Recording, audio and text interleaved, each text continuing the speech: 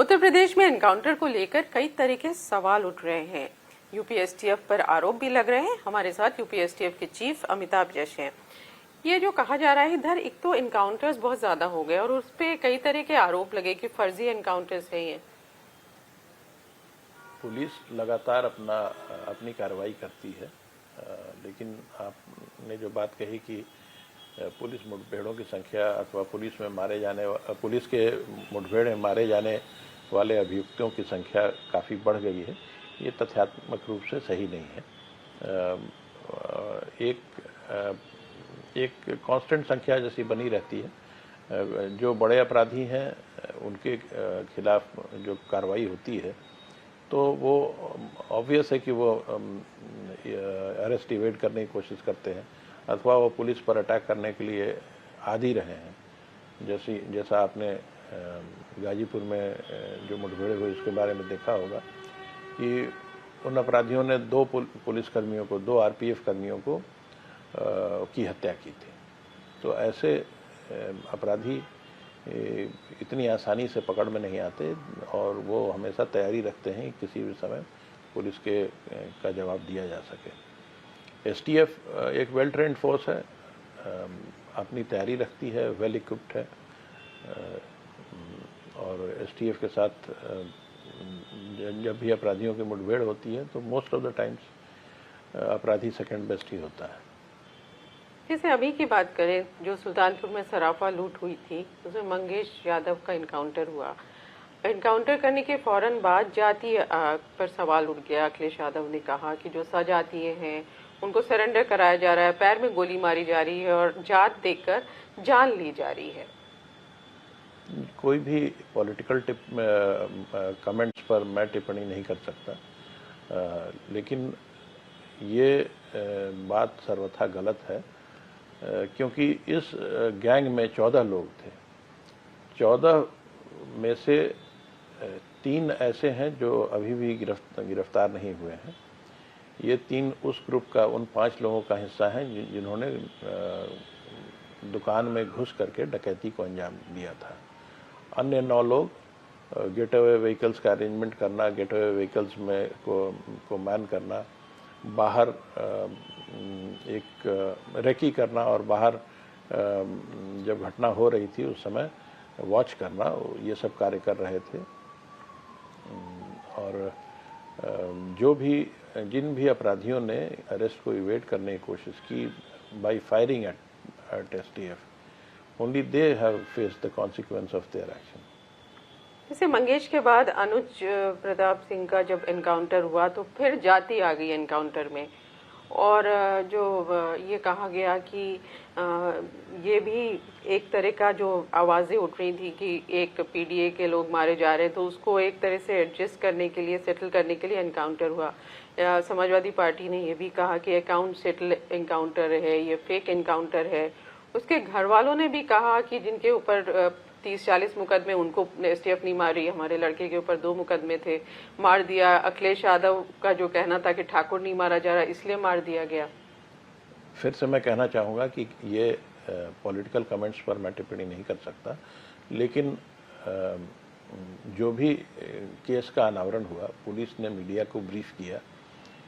इस गैंग में सभी बिरादरी के लोग थे। जो गैंग लीडर है वो लगातार इस प्रकार की डकैतियों का अभ्यस्त रहा है और उसने और ये जिन अपराधियों के बारे में क्वेश्चन किया जा रहा है, ये भी इन लोगों ने गुजरात में भी डकैती की थी,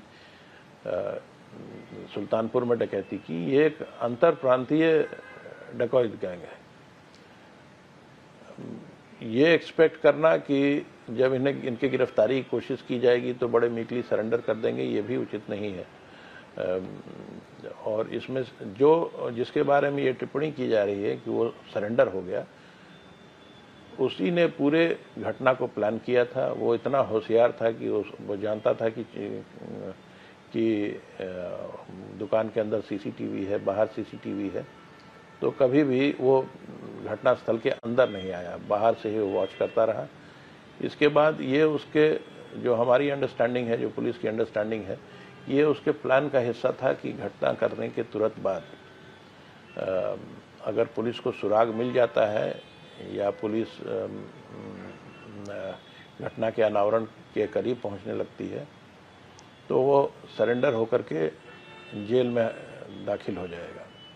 और इसके बाद हम सभी जानते हैं कि कोई अपराधी जब पुलिस अभिरक्षा में जुडिशल कस्टडी में होता है तो उससे बरामदगी बहुत मुश्किल होती है। उसको बहुत लिमिटेड टाइम होता है और उस लिमिटेड टाइम में काफ़ी समय औपचारिकताओं को पूरा करने में निकल जाता है, जैसे मेडिकल कराना होता है, हॉस्पिटल जेल से निकालने के बाद भी, जेल पहुंचाने के पहले भी हर 24 घंटे में मेडिकल रिपोर्ट जनरेट करानी होती है। तो अपराधी को मालूम है कि उसमें फिर बरामदगी या साक्ष्य संकलन नहीं हो पाता और इसका फ़ायदा उठाने की कोशिश करते हैं अपराधी। इस बार पुलिस को एडवांटेज ये था कि पुलिस कस्टडी रिमांड 5 दिन का मिला और सारा माल उस अपराधी से बरामद हुआ। तो उसका अपना जो दांव था वो उसी पर उल्टा पड़ गया। उसने ये सोचा था कि साक्ष्य संकलन नहीं हो पाएगा, लेकिन पुलिस ने अपनी सही इन्वेस्टिगेशन करके, सही स्ट्रैटेजी बना करके 100% रिकवरी किया। पुलिस का मकसद कोई इनकाउंटर करना नहीं है, यानी मुठभेड़ में मार गिराना अपराधियों को नहीं है। हम चाहते हैं कि हर अपराधी को जस्टिस तक लाया जाए, जस्टिस के दायरे में लाया जाए और सभी को न्याय मिल सके। ये जो अपराधी दुर्दांत हैं, उन्होंने पुलिस पर फायर किया, उन्हीं का ये हश्र होता है। अन्यथा अगर ये सरेंडर कर देते मीकली या किसी कोर्ट में सरेंडर कर देते तो ये समस्या नहीं आती। इनके परिवार भी, उनको मालूम था कि उनके बच्चे जो हैं वो क्राइम की ओर अग्रसर हो गए हैं, कई बार जेल जा चुके थे, लेकिन उन्होंने भी इन बच्चों को सुधारने की कोशिश नहीं की और यही कारण है कि उन्होंने आज बच्चों को खो दिया। हमारी संवेदनाएं भी उनके साथ हैं। एसटीएफ भी नहीं चाहती है कि कोई हमारा नौजवान गलत रास्ते पे जाए अथवा इस प्रकार का कार्य करते हुए मारा जाए। तो अभी भी 3 व्यक्ति फरार हैं, 3 मुलजिम जो है वो फरार हैं और पुलिस और एसटीएफ लगातार उनकी तलाश कर रही है। जैसे मंगेश यादव के एनकाउंटर की बात करें तो उसमें आपकी टीम जो गई थी, एनकाउंटर जिसके साथ हुआ, उस पर भी बहुत तरह के सवाल खड़े हुए। कहा बिना बुलेट प्रूफ के चले गए, स्लीपर पहन के चले गए, ऐसे एनकाउंटर कैसे हो सकता है? किस प्रकार के इक्विपमेंट्स, किस प्रकार के की तैयारी करके टीम जाती है, ये परिस्थितियों पर निर्भर करता है। बुलेट प्रूफ जैकेट हर एनकाउंटर में हो सकता है कि टीम लीडर प्रेफर ना करे। बुलेट प्रूफ जैकेट के एडवांटेज तो हैं ही, डिसएडवांटेजेस भी हैं। वो मैन्यूवरेबिलिटी को कम कर देता है बॉडी की, तेज़ी से भागना दौड़ना, ये सब बुलेट प्रूफ जैकेट पहन करके मुश्किल हो जाता है। उबड़ खाबड़ ज़मीनों पर भी बुलेट प्रूफ जैकेट पहनकर नहीं चला जा सकता। अगर ऐसा कोई इलाका है जहाँ ऑपरेशन हो रहा हो, जहाँ पानी लगा हो, कीचड़ हो, उस पर भी बुलेट प्रूफ जैकेट पहन करके चलना मुश्किल होता है। तो ये टीम लीडर का डिसीजन है। जहाँ तक चप्पल की बात है, मैंने उस ऑफिसर से पूछा था, उन्होंने बताया मुझे कि घटना होने के समय लगभग 3:30 बजे था और ये फोटोग्राफ सूर्योदय के समय ली गई है। तो इसमें काफ़ी समय का अंतर था। घटना के समय उनका जूता कीचड़ से सन गया था, इसलिए उन्होंने गाड़ी में रखे हुए दूसरे फुटवेयर से उसे बदल लिया। इन एनी केस ये कोई इशू नहीं है। ये टीम लीडर को डिसाइड करना होता है, टीम को डिसाइड करना होता है परिस्थितियों के हिसाब से कि किस प्रकार का आवरण वो अपनाते हैं और किस प्रकार से अपराधी को बेस्ट प्रयास किया जा सकता है गिरफ्तार करने का। जैसे पुराने एनकाउंटर्स हम देखें तो क्या कुछ वेश बदल के भी जाते हैं? जैसे रमेश कालिया एक बड़ा अपराधी था, उसका एनकाउंटर हमें याद है कि पुलिस गई थी, बाराती बन के बारात ले गई थी। छद्म वेश में सुरागरसी करना कोई नई बात नहीं है। बाराती की तरह जाना, खोमचे लगाना, सब्जी के ठेले लगाना, ये सब स्पेशल यूनिट्स के और सुरागरसी के अलग अलग तरीके रहे हैं। इसमें कोई इसमें इन चीज़ों को मैं डिस्कस भी नहीं करना चाहूँगा, लेकिन छद्मवेश सुरागरसी का पुराना तरीका है। अच्छा, इनकाउंटर पे सवाल उठ रहे हैं तो साथ में ये भी आरोप लग रहे हैं कि ये जो पीडीए के हैं यानी पिछड़ा, दलित और अल्पसंख्यक, वो ज़्यादा मारे जा रहे हैं, और जो पुलिस या एसटीएफ मार रही है उसमें पीडीए नहीं है, उसमें दूसरी जाति के लोग हैं। इसमें कितनी सच्चाई? आप डेटा देखें, मुझे नहीं लगता है कि कोई भी इस तरह की सच्चाई है। और अपराधी की कोई जात नहीं होती, वर्दी की भी कोई जात नहीं होती। हमारे पुलिस में हर बिरादरी के लोग हैं, एसटीएफ में भी हर बिरादरी के लोग हैं, हर टीम में हर बिरादरी के लोग हैं। लेकिन एसटीएफ में सेलेक्ट होने का एक ही क्राइटेरिया है कि अपराध के नियंत्रण में, अपराधियों को पकड़ने में, अपराध के अनावरण में जो लोग सक्षम हैं, टेक्निकली क्वालिफाइड हैं, उनको ही एसटीएफ में लिया जाता है, और पुलिस के बेस्ट चुने हुए लोग ही एसटीएफ में आ पाते हैं।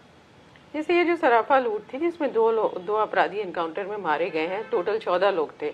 अभी 3 जो बचे हैं उसमें से जो एक फुरकान है और एक अरबाज है, उसके घर वाले, उसके पिता और बहन कह रहे हैं कि हमें डर लग रहा है कि ये भी एनकाउंटर में मार दिए जाएंगे।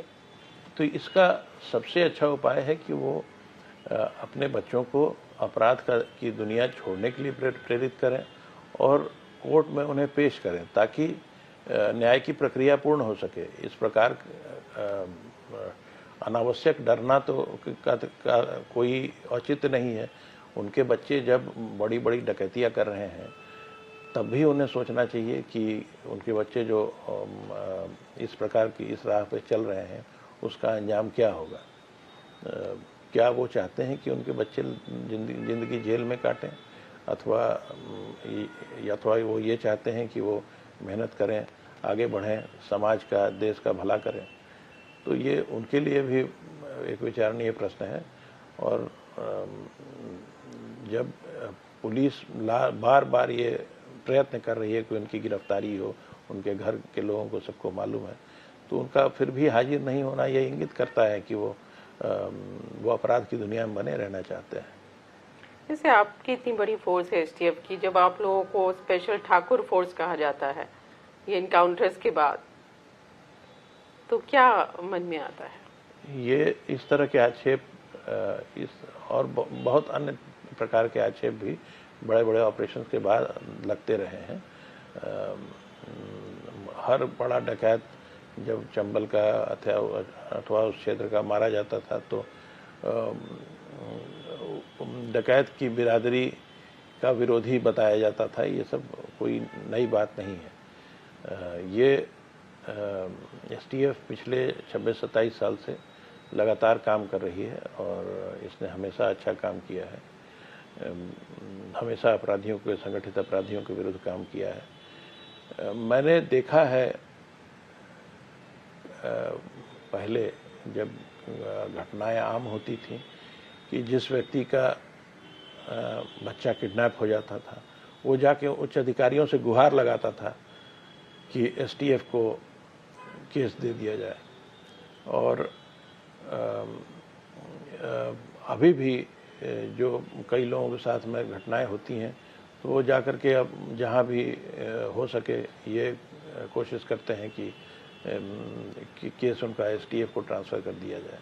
तो ये जो लोगों का विश्वास है कि अगर एसटीएफ को केस मिल जाएगा तो उसका अनावरण हो जाएगा, यही एसटीएफ के कार्यप्रणाली का सबसे बड़ा स्टैम्प है, यही उसके सक्सेस का सबसे बड़ा चिन्ह है। इधर आपको लगता है कि एसटीएफ पे ज़्यादा सवाल खड़े होने लगे हैं, क्योंकि आप तो बहुत साल पहले भी एसटीएफ से जुड़े रहे हैं, बड़े बड़े जो ऑपरेशन थे उसमें आप शामिल थे।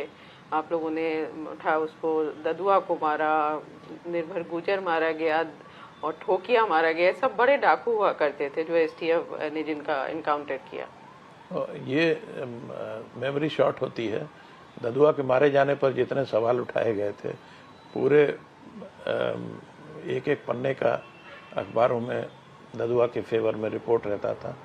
ये सब हमने देखा है। ये कोई नई बात नहीं है कि एसटीएफ के कार्य पर उंगली उठाई जाए।